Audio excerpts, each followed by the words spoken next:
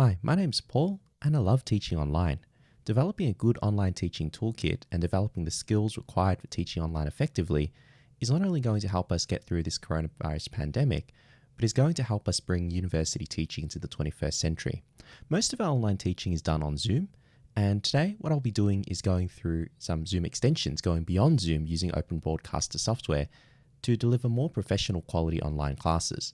But before we talk about OBS or Open Broadcast software, I want to just go through some of the problems that we face when teaching online with Zoom and how a video conferencing platform might not be the best method to teach online.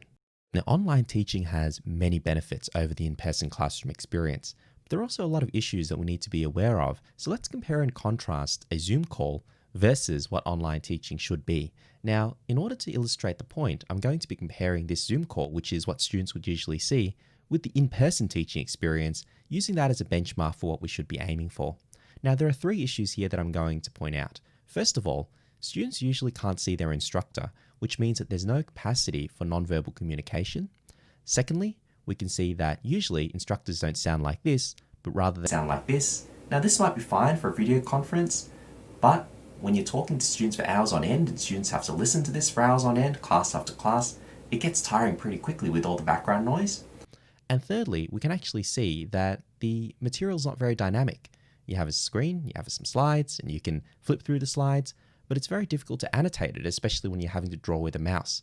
So today we'll be addressing some of these key issues using Open Broadcaster software, helping you deliver a more professional presentation on Zoom and enhancing the student learning experience.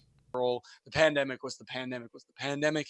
Yeah. We were going to get a punch in the guts. Did you want it to the left or did you want it to the right? Yeah, I think that overall there's a bit of a disconnect between.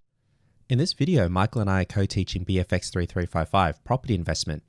You can see co-teaching works really well on Zoom, and not only do students get to see the material that we're teaching, but they also get to see both of our faces on the screen at the same time.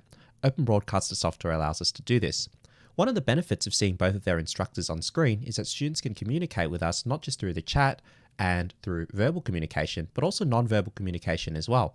By seeing us, we're able to gesture, we're able to show expressions, we're able to interact with students better, and it's better than just looking at a blank screen or a screen with text on it whilst we're narrating over that. You'll never really have to do it by hand. So D1 is, here I'm teaching financial derivatives using a whiteboard. You can see that by connecting my iPad into OBS, I'm able to show that in real time to the students, allowing me to communicate with them exactly if they were in a room with me and I had a whiteboard in front of us. So here we go. And dragging this across, all right, we have our net cash flows. So back to property investment with Michael, and this is using Excel to teach property valuation.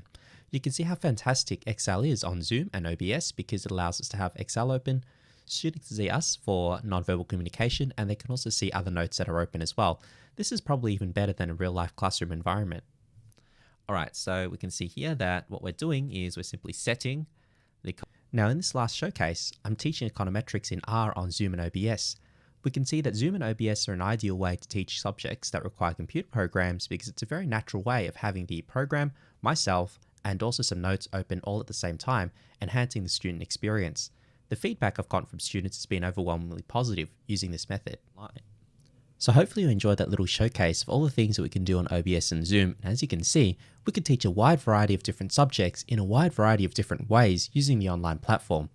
Even though we're all currently at home right now, we're still putting in the best possible effort to make sure that we deliver the best educational experience possible for all students. And that includes both student interaction as well as the quality of the content that we're delivering. I hope you'll be able to join us. Thank you, and my name is Paul.